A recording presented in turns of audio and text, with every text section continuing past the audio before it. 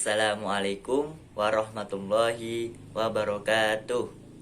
Perkenalkan, nama saya Muhammad Farhan Wildani, NIM T2019-1214. Saya dari Prodi Pendidikan Agama Islam A5, Universitas Islam Negeri Kiai Haji Ahmad Siddiq. Di sini saya akan membuat video atau penjelasan mengenai rencana pelaksana pembelajaran atau bisa disebut RPP. Yuk kita lihat sama-sama videonya. Baik, penjelasannya yaitu mengenai tentang rencana pelaksanaan pembelajaran atau bisa disebut RPP. Sebelum kita menyusun RPP, alangkah baiknya kita menuliskan identitas terlebih dahulu. Adapun identitas itu apa saja? Yaitu meliputi satu satuan pendidikan yang isinya tentang nama sekolah, contoh SMP, MTS, dan yang lainnya. Terus untuk materi pembelajaran, dalam identitas itu harus ada penulisan mata pembelajaran, yaitu tentang pendidikan agama Islam dan budi pekerti. Adapun dalam identitas selanjutnya yaitu kita harus menuliskan tentang kelas. Kelas itu kita tuliskan dalam contoh saya ini yang saya buat ini, kita tuliskan kelas 7 semester ganjil atau genap, kita tuliskan. Terus untuk identitas selanjutnya kita harus menuliskan materi pokok. Adapun materi pokok ini itu tentang materi yang kita ajar tentang sejarah perjuangan Nabi Muhammad SAW tentang periode Madinah. Itu materi yang saya buat. Adapun alokasi waktu, dalam identitas ini harus ada alokasi waktu, yaitu 2 kali JP, dan ada tahun ajarannya. Nah, sekarang ada tahun berapa? Kita buat 2020 atau 2021 gitu aja ya. Terus setelah kita menuliskan identitas, kita menulis kompetensi inti atau bisa disebut KI. Dalam KI atau kompetensi inti itu ada 4. Yang pertama KI 1, yang kedua KI 2, yang ketiga KI 3, dan yang keempat KI 4. Adapun isinya KI 1 itu bahwa kita harus menghargai dan menghayati ajaran agama yang dianutnya. Nah, itu untuk isi KI 1. Dan adapun KI 2 itu tentang menunjukkan perilaku jujur, disiplin, gotong royong, bertanggung jawab, peduli, atau responsif dalam proaktif sebagian dalam solusi atas berbagai permasalahan dalam berinteraksi secara efektif dengan lingkungan sosial maupun lingkungan alam, serta menempatkan diri sebagai cerminan bangsa dalam pergaulan dunia. Itu isi dari KI 2. Adapun isi dari KI 3 itu apa? Itu tentang memahami pengetahuan. Dalam pengetahuan itu ada faktual, konseptual, dan prosedural. Itu berdasarkan kita ingin tahu tentang ilmu pengetahuan, teknologi, seni budaya, maupun fenomena dan kejadian tampak mata. Itu tentang isi KI 3. Adapun isi dari KI 4 itu bahwa kita harus menyaji dalam ranah konkret atau menggunakan mengurai, merangkai, memodifikasi, dan membuat ranah abstrak. Yang kita buat itu harus dipelajari.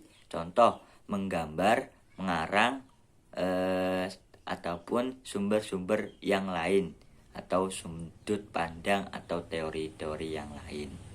itu tentang kompetensi inti. Untuk penjelasan selanjutnya yaitu tentang kompetensi dasar. Dalam kompetensi dasar ini kita itu sama, nanti ada kaitannya dari kompetensi inti tadi kita masukkan ke kompetensi dasar. Tetapi dalam kompetensi dasar ini itu meliputi materi yang akan kita laksanakan. Contoh, kita kan membahas tentang sejarah perjuangan Nabi Muhammad Shallallahu Alaihi Wasallam periode Madinah. Adapun isi kompetensi dasar itu kita harus menuliskan nomor kode kompetensi dasar terlebih dahulu, yaitu dalam materi sejarah perjuangan Nabi Muhammad Shallallahu Alaihi Wasallam periode Madinah ini itu kodenya 1.12. Adapun isinya apa saja, yaitu tentang menghayati perjuangan Nabi Muhammad SAW periode Madinah dan menegakkan risalah Allah Subhanahu wa Ta'ala. Itu isi dari kompetensi dasar. Kompetensi dasar ini yang pertama ini tentang bahwa itu pada pertemuan yang pertama. Untuk pertemuan yang kedua yaitu kita harus juga menuliskan nomor kode. Tadi kan sudah nomor 1.12. Untuk pertemuan yang kedua ini kita tulis 2.12 yang berbunyi ataupun isinya yaitu tentang meneladani perjuangan Nabi Muhammad SAW periode Madinah.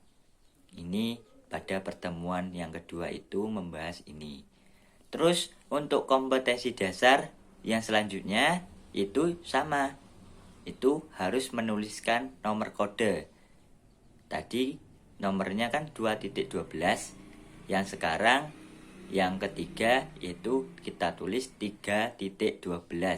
Yang isinya yaitu bahwa memahami sejarah perjuangan Nabi Muhammad SAW periode Madinah. Terus pada kompetensi dasar selanjutnya kita juga harus menulis kode. Yang pertama tadi kan menulis kode 1.12. Dan yang keempat ini kita tuliskan 4.12 yang isinya tentang materi yang saya buat ini, yaitu tentang menyajikan contoh strategi perjuangan yang dilakukan Nabi Muhammad SAW periode Madinah. Ini mengenai KD atau kompetensi dasar dalam rencana pelaksana pembelajaran. Untuk selanjutnya kita tetap membahas tentang rencana pelaksana pembelajaran. Itu yang ini kita membahas tentang indikator pencapaian. Apa sih indikator pencapaian itu? Dalam indikator pencapaian ini itu adanya kompetensi inti dan kompetensi dasar. Kita gabungkan jadi satu, nanti ada dalam indikator pencapaian ini. Adapun dalam membuat indikator pencapaian itu kita harus melihat KI atau KD-nya. Yang pertama kita harus membuat nomor yang tadi, nomor kode. Yang pertama yaitu membahas tentang menyakini perjuangan Nabi Muhammad. Kita tulis kodenya 1.12.1. Terus selanjutnya kita bahwa harus mengagumi perjuangan Nabi Muhammad SAW. Kita harus menuliskan kodenya 1.12.2. Terus untuk selanjutnya indikator pencapaian selanjutnya itu kita juga menulis kode yang isinya kodenya sama kayak yang kompetensi dasar tadi. Kita tulis 2.12, tetapi dalam indikator pencapaian ini kita tulis yang akhirnya, kita tulis tambahi yang akhirnya. Contoh 2.12.1 seperti itu. Terus adapun isinya kita harus meneladani kebersamaan Nabi Muhammad Shallallahu Alaihi Wasallam. Terus kita juga harus menjelaskan kronologi dalam isi indikator ini. Kita harus menjelaskan kronologi, terus menjelaskan sebab-sebab, atau kita juga bisa mempresentasikan atas kronologi perjuangan Nabi Muhammad SAW periode Madinah. Itu tentang indikator pencapaian. Pun untuk rencana pelaksana pembelajaran atau bisa disebut RPP yang selanjutnya ini kita bahas tentang tujuan pembelajaran. Dalam tujuan pembelajaran ini kita harus mengetahui apa tujuan pembelajarannya. Dalam pertemuan ke-1 atau yang pertama itu kita menggunakan metode kooperatis atau metode ceramah dengan teknik jigsaw, yaitu yang isinya bahwa siswa dapat bisa menceritakan sebab-sebab Nabi Muhammad hijrah. Yang kedua yaitu isinya menceritakan kronologi peristiwa hijrah Nabi Muhammad. Terus menceritakan dakwah Nabi Muhammad SAW di Madinah dengan tepat. Itu isi dari tujuan pembelajaran untuk pertemuan yang pertama. Adapun untuk pertemuan yang kedua yaitu kita membuat dengan metode inquiry learning, bahwa siswa dapat mendemonstrasikan strategi perjuangan atau mendemonstrasikan sebab-sebab terjadinya sejarah ini. Terus kita juga bisa membuat atau mempresentasikan kronologi perjuangan dakwah Nabi Muhammad periode Madinah dengan benar. Itu dari tujuan pembelajarannya. Dalam materi selanjutnya yaitu kita bahas tentang materi pembelajaran. Setelah kita membuat tujuan pembelajaran, kita membuat materi pembelajaran. Ini saya buat materinya seperti peta konsep. Adapun isinya ya kita contohnya seperti ini. Yang pertama itu membuat peta konsep. Itu perjuangan Nabi Muhammad SAW di Madinah. Ini isinya. Terus nanti dalam perjuangan Nabi Muhammad SAW di Madinah ada penjelasan tentang kita juga harus mempelajari, kita harus memahami sebab-sebab Nabi Muhammad hijrah. Itu materinya yang kedua. Terus untuk materi yang selanjutnya atau materi yang ketiga yaitu kita juga harus memahami kronologi peristiwa hijrah Nabi Muhammad SAW. Terus untuk materi yang selanjutnya atau materi yang ketiga itu kita juga harus mengkaji atau memahami dakwah Nabi Muhammad SAW di Madinah. Terus dalam materi yang selanjutnya kita juga harus mengetahui nilai-nilai strategi perjuangan yang dilakukan Nabi Muhammad SAW di Madinah. Itu tentang materi-materi pembelajaran yang saya buat di RPP.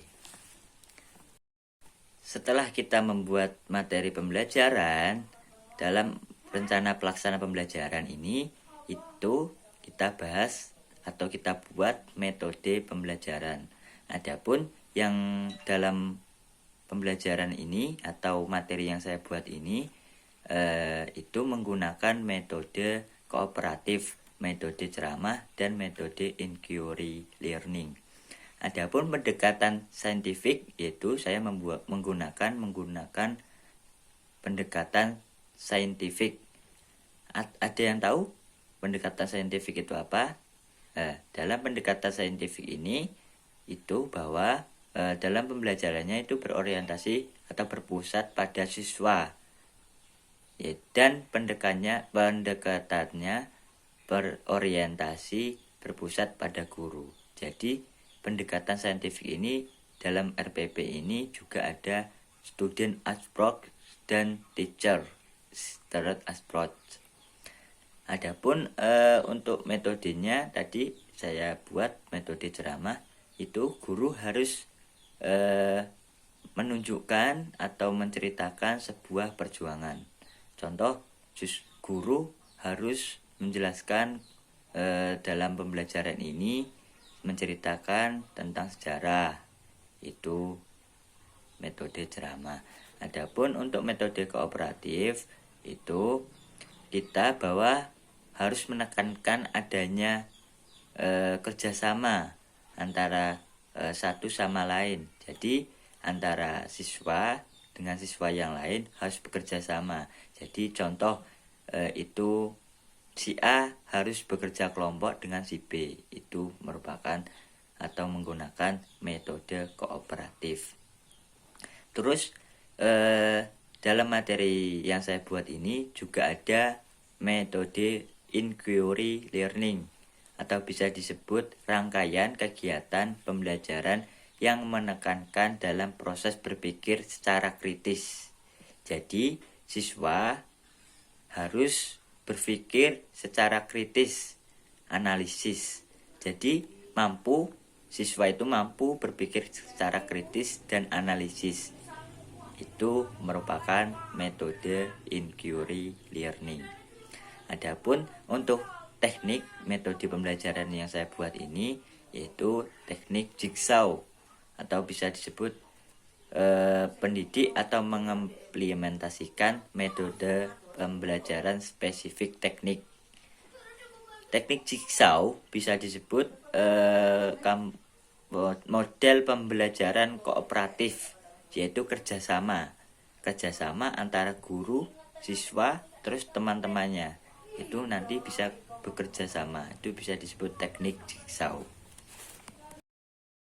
Setelah kita membuat metode pembelajaran, kita membuat media dan bahan pembelajaran. Yang pertama yaitu media. Adapun media yang saya buat untuk membuat RPP ini yaitu pertama presentasi atau PowerPoint atau slide. Yang kedua laptop, terus gambar, konektor atau kabel data. Adapun bahannya yaitu ada pulpen, kertas, penghapus dan alat-alat tulis lainnya. Setelah kita membuat media pembelajaran, itu langsung saja kita juga harus membuat sumber belajar. Dalam materi yang kita cari atau yang saya buat ini, apa saja sumbernya? Yaitu saya menggunakan sumber belajar atau yang pertama itu menggunakan Al-Quran dan terjemahan.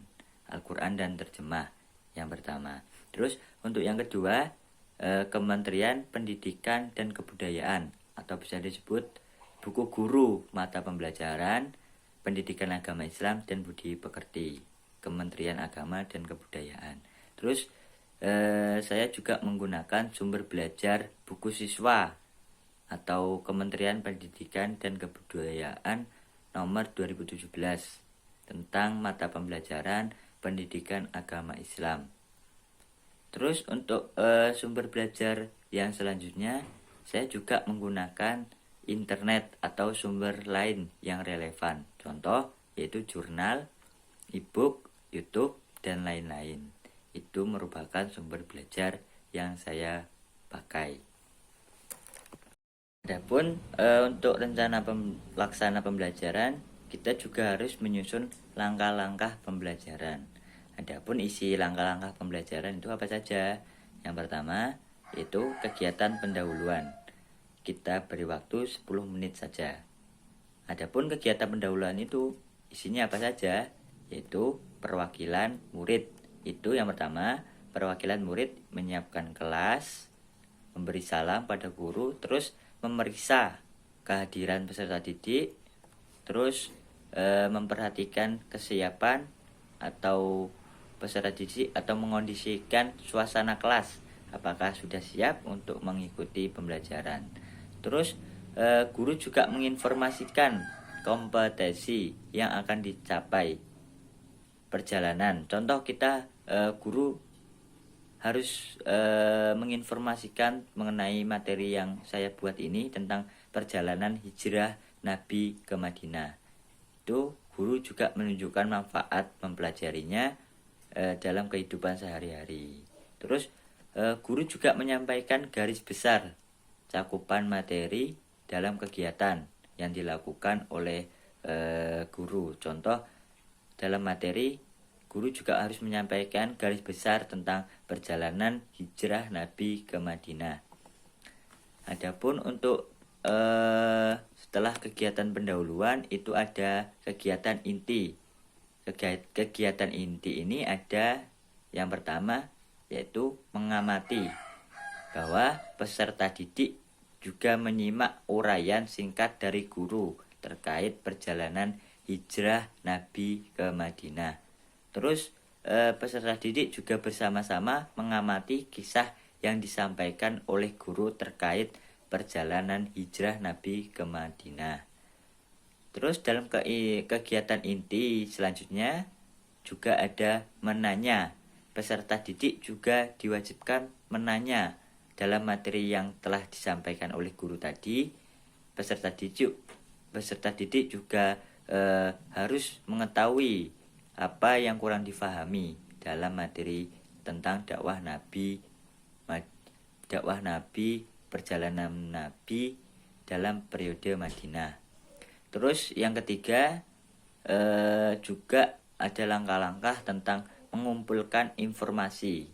Dalam mengumpulkan informasi ini, guru juga memberikan kesempatan terlebih dahulu kepada seluruh peserta didik untuk memberi tanggapan atau pertanyaan dari peserta didik yang lain. Itu atau tentang mengumpulkan informasi.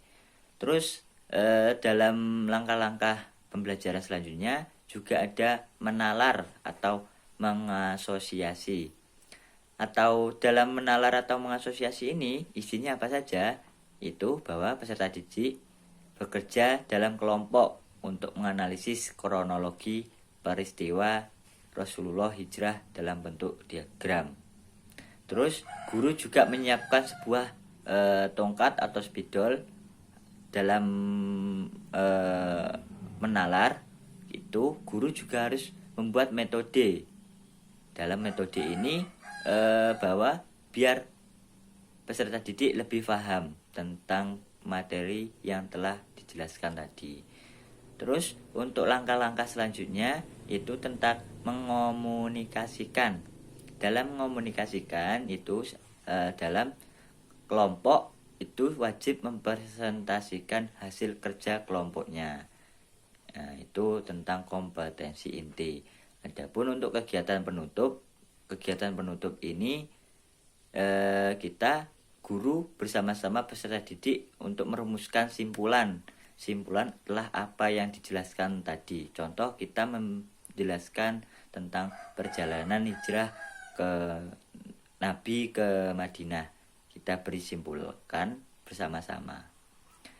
Terus guru juga melaksanakan refleksi atau proses pembelajaran yang telah dilaksanakan dan memberi umpan balik kepada peserta didik. Apakah bisa difahami atau tidak pada materi yang tadi dijelaskan. Itu tugasnya guru. Terus guru juga melakukan penilaian atau melakukan penilaian entah tes lisan atau penugasan yang lain. Terus untuk kegiatan penutup selanjutnya, guru juga merencanakan kegiatan tindak lanjut dalam materi selanjutnya. Apakah ada tugas atau ada remedi atau pengayaan ataupun konseling yang telah dibuat guru. Terus guru juga menjelaskan materi yang dipelajari dalam pertemuan berikutnya. Guru juga mempelajari atau menjelaskan sedikit materi tentang pertemuan berikutnya. Terus guru juga bersama-sama menutup pembelajarannya dengan doa atau mengucapkan salam penutup. Nah, itu merupakan langkah-langkah pembelajaran dalam pembuatan pelaksana plan pembelajaran atau bisa disebut RPP. Terus setelah langkah-langkah pembelajaran Pak Guru juga membuat penilaian proses dan hasil belajar. Dalam penilaian atau hasil belajar itu harus menentukan jenis, terus bentuk dan prosedur. Adapun jenisnya yaitu menggunakan pembuatan dan pembuatan tulis. Dalam bentuknya itu menggunakan produk dan prosedurnya itu menggunakan penilaian. Adapun contoh aspek yang dinilai. Contoh yang pertama yaitu sikap. Itu teknik penilaiannya menggunakan non-tes atau pengamatan. Adapun waktu penilaiannya itu pada proses KBM. Proses kita belajar mengajar. Terus yang kedua itu pengetahuan. Dalam aspek yang kedua ini tentang pengetahuan. Dalam tekniknya pengetahuan itu apa saja? Itu menggunakan tes. Adapun waktunya itu pada setelah KBM. Terus untuk penilaian keterampilan yang dinilai itu teknik penilaiannya itu menggunakan non-tes atau pengamatan. Adapun waktunya bisa di luar KBM. Untuk instrumen tes tugas itu guru juga membuat tugas bahwa peserta didik untuk browsing ke internet tentang strategi dan substansi dakwah Rasulullah SAW periode Madinah. Dan guru juga menyuruh ke peserta didik untuk observasi atau mengamati pelaksanaan diskusi yang telah tadi kan sudah dijelaskan menggunakan metode kooperatif. Jadi kooperatif ini antara peserta didik satu dengan didik lainnya itu mampu berdiskusi dengan menceritakan isi gambar tentang kisah keteladanan Nabi Muhammad maupun sikap yang ditunjukkan siswa terkait dan tanggung jawab terhadap pelaksana jalannya diskusi atau kerja kelompok yang telah dibuat guru tadi. Terus dalam instrumen tes selanjutnya itu ada portofolio. Siswa juga disuruh membuat paparan tentang isi atau perjanjian Hudaibiyah. Nah, ini menggunakan portofolio. Terus untuk penilaiannya dalam tes juga ada, itu tentang bentuk lisan dengan menceritakan isi gambar tentang sikap dakwah Rasulullah SAW.